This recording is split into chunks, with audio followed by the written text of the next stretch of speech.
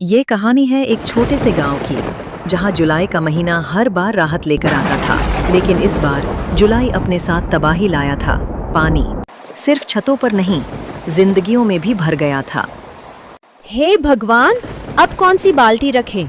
सब भर चुकी हैं। लगता है आज रात भी नींद नहीं आएगी। जब तक ये बारिश थमेगी नहीं, तब तक कोई उपाय नहीं मिला। ऊपर से खेत भी पूरी तरह डूब चुके हैं। फसल का नुकसान तो तय है। पापा, स्कूल कब खुलेगा? मुझसे घर में बैठे बैठे अच्छा नहीं लगता। बिटिया, जब बारिश रुकेगी तभी स्कूल खुलेगा। अभी तो मास्टर जी का घर भी जल में डूबा है। गांव में न बिजली थी न नेटवर्क, रेडियो भी खामोश हो गया था। लेकिन इस परिवार के पास था एक दूसरे का साथ। अगले दिन सूरज निकला, पर हल्की हल्की बारिश हो रही थी। अर्जुन सुबह सुबह पास के गांव जाने के लिए तैयार होता है। मीना, मैं पास के गांव जा रहा हूँ। देखता हूँ कोई सरकारी मदद मिलती है क्या। राशन भी खत्म होने को है। ठीक है, लेकिन संभल के जाना। रास्ते में पुल के पास पानी बहुत तेज है। गांव के हरि नाम चाचा भी फिसल गए थे कल। ठीक है, मैं संभल के जाऊंगा। अर्जुन जानता था कि यह सफर आसान नहीं होगा, लेकिन उसकी बच्ची की भूख उसे चैन से बैठने नहीं दे रही थी। अर्जुन एक छोटे से सरकारी गोदाम में पहुंचता है, जहां बहुत सारे लोग पहले से राशन और सहायता के लिए खड़े थे। अरे भाई, एक एक करके आओ, सबको मिलेगा, लेकिन पहले फार्म भरो। साहब, मेरे पास फार्म छापने का भी साधन नहीं। गांव में बिजली भी नहीं है। ठीक है, तुम्हारा नाम लिख देता हूं, पर राशन 2 दिन बाद आएगा। अभी तो ट्रक भी फंसा है कीचड़ में। अर्जुन थके हारे घर लौटता है, लेकिन उसका चेहरा उदास था, क्योंकि वो समस्या का हल नहीं निकाल सका। क्या हुआ अर्जुन, कुछ मिला? नाम लिखा दिया है, लेकिन राशन 2 दिन बाद मिलेगा, अगर ट्रक आया तो। चलो, इतना भी बहुत है। ईश्वर ने चाहा तो सब ठीक होगा। रात का समय था, चारों तरफ सन्नाटा। बारिश की आवाज तेज हो रही थी, छत टपक रही थी, लेकिन उनका हौसला मजबूत था। माँ, आप मुझे कहानी सुनाओ ना, वैसे ही जैसे बचपन में सुनाती थी। ठीक है, सुनो। एक समय की बात है। एक गांव था जहां लोग खुश रहते थे, लेकिन फिर आई जुलाई की बारिश। बारिशें तबाही ला सकती हैं, लेकिन प्यार और उम्मीद किसी भी तूफान से बड़ी ताकत होती है। अर्जुन और मीना के घर में मुश्किलें भले हों, लेकिन रिश्तों में नमी नहीं, गर्माहट थी। और यही गर्माहट इस बारिश से भी लड़ रही थी। बारिश थम तो गई, लेकिन हर कोने में उसकी तबाही की निशानियां फैली थीं। कीचड़ से लथपथ रास्ते, भूखे मवेशी और डूबे हुए खेत। गांव के हर दिल में एक ही सवाल था, अब आगे क्या? चारों तरफ सिर्फ पानी ही पानी था। सूखे पौधे कीचड़ में मुरझाए पड़े थे। अर्जुन की आंखों में निराशा झलक रही थी। 1 साल की मेहनत पल भर में बह गई। ना अनाज बचा, ना उम्मीद। पीछे से अर्जुन की बेटी बोलती है, पापा, क्या अब हमारे खेत में कुछ भी नहीं उगेगा?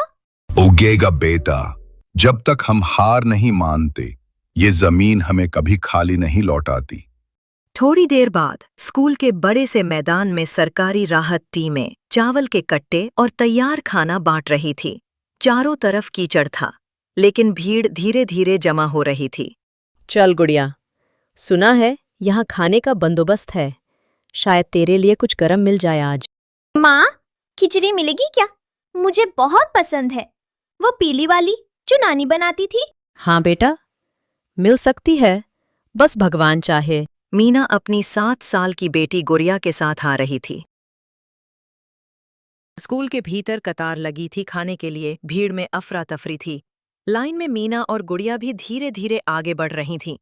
गुड़िया अपनी बारी का बेसब्री से इंतजार कर रही थी। जब उसकी बारी आते हैं, खिचड़ी खत्म हो गई। अभी राशन का अगला ट्रक 2 घंटे में आने वाला है। माँ, कोई बात नहीं, हम बाद में आ जाएंगे। मेरी बिटिया, तेरे हौसले से बड़ी खिचड़ी कोई नहीं। तू भूखी होके भी औरों की तरह नहीं झगड़ती। भगवान तेरे हिस्से की भी बरकत भेजेगा। एक राहत कर्मचारी मीना की यह बात सुन लेता है और चुपचाप अपने खाने की पलेट गुड़िया को लाकर थमा देता है। छोटी बिटिया के लिए कुछ रखा था, अब ये इसका है। भगवान आपका भला करे साहब। माँ, देखो, पीली वाली खिचड़ी। उसी रात फिर से बारिश होती है और मीना, गुड़िया और अर्जुन घर के कोने में बैठे होते हैं। सो जा बेटा, देख माँ की गोद है, तू सबसे महफूज है। कल तक सब अच्छा हो जाएगा।